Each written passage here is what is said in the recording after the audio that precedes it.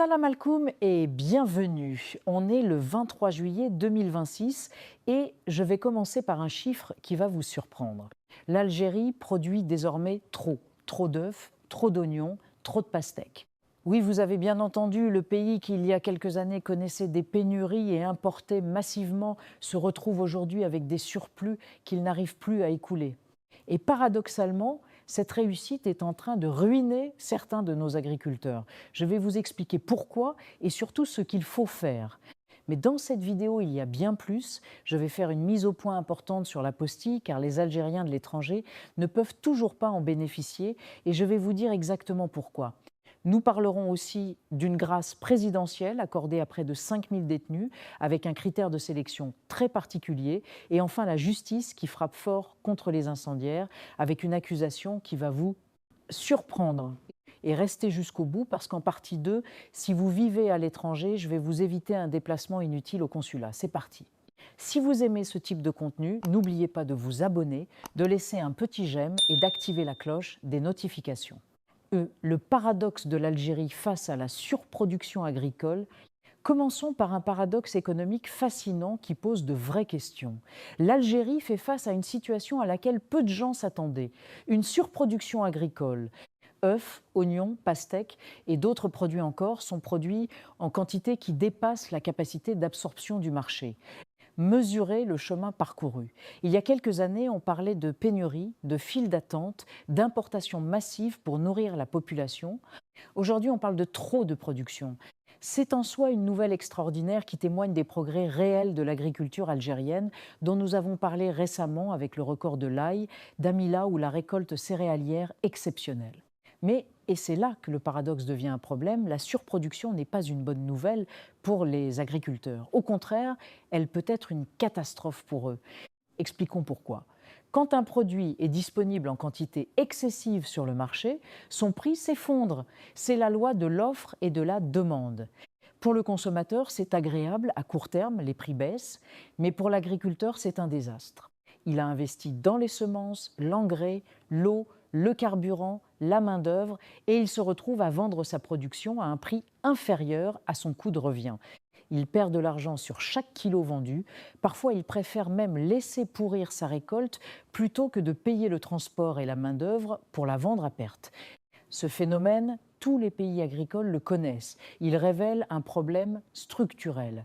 Produire beaucoup ne suffit pas, il faut aussi savoir stocker, transformer, distribuer et exporter. Regardons chacun de ces maillons manquants. Le stockage, d'abord, les produits agricoles sont périssables. Sans chaîne du froid, sans entrepôt adapté, les œufs, les fruits et les légumes se détériorent en quelques jours.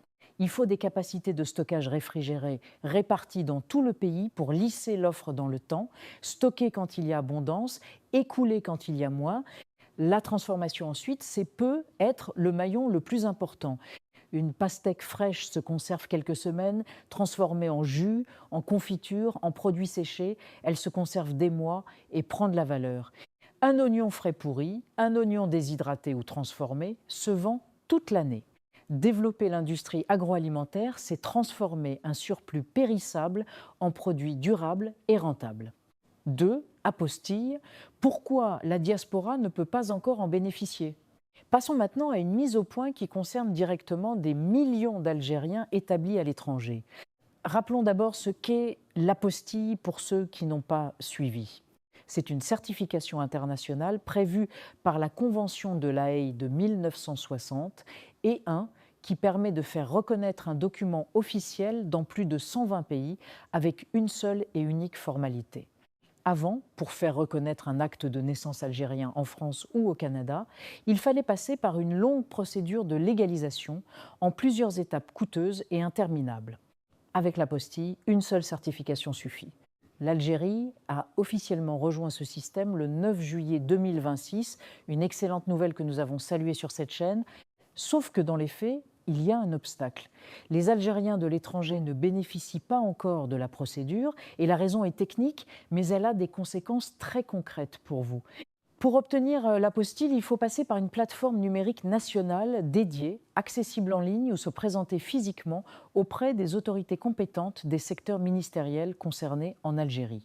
Or, les consulats et ambassades d'Algérie à l'étranger ne sont pas encore habilités à délivrer cette apostille. Autrement dit, si vous vivez à Paris, à Berlin ou à Montréal, vous ne pouvez pas vous rendre à votre consulat pour obtenir l'apostille sur un document. La procédure doit se faire depuis l'Algérie. Il y a un deuxième obstacle technique. Il a été rapporté que l'accès au site internet de l'apostille a connu des perturbations. Un lancement de plateforme s'accompagne souvent de difficultés techniques, de saturation, de bugs. C'est fréquent, mais cela ajoute à la frustration des utilisateurs. Alors que faire concrètement si vous êtes à l'étranger et que vous avez besoin de faire reconnaître un document algérien? Pour l'instant, plusieurs solutions s'offrent à vous. Demandez à un proche resté en Algérie de faire la démarche pour vous si la procédure le permet. Attendre votre prochain séjour au pays pour effectuer les formalités. 3. Grâce présidentielle, 5000 détenus libérés avec un critère surprenant. Le président de la République, Abdelmadjid Tebboune, a signé un décret présidentiel portant mesures de grâce au profit de près de 5000 détenus. Ce qui est remarquable, c'est le critère retenu. Ce ne sont pas n'importe quels détenus.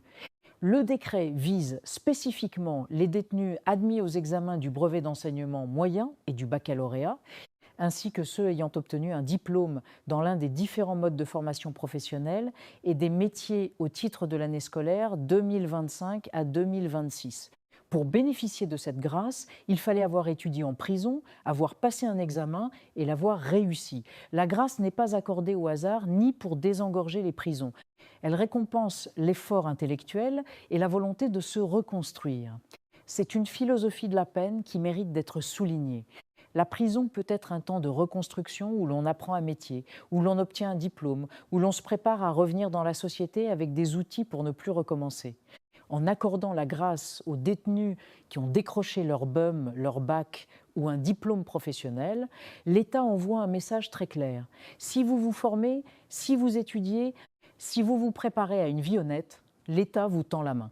C'est un puissant encouragement à l'éducation en milieu carcéral et une politique intelligente sur le plan social. Un détenu qui sort avec un diplôme a beaucoup plus de chances de trouver un emploi et de ne pas retomber dans la délinquance. Le décret précise également 34 catégories de détenus qui ne sont pas concernées, notamment les personnes condamnées pour incendie volontaire de biens. Alors que le pays brûle, l'État exclut explicitement les incendiaires de toute mesure de clémence. C'est un message de fermeté absolue. 4 incendies, la justice frappe fort avec une accusation de terrorisme. Le parquet a annoncé que 4 pyromanes présumés ont été placés sous mandat de dépôt par le juge d'instruction près le tribunal de Sidi Mamed à Alger. L'affaire a été confiée au parquet de la République près le pôle pénal national de lutte contre le terrorisme et la criminalité organisée. Les suspects sont poursuivis pour des faits de nature terroriste et de sabotage. Pourquoi une telle qualification ? Parce que dans le droit algérien, l'incendie volontaire qui menace la sécurité publique, détruit le patrimoine national et met en danger des vies humaines peut être qualifié d'acte terroriste.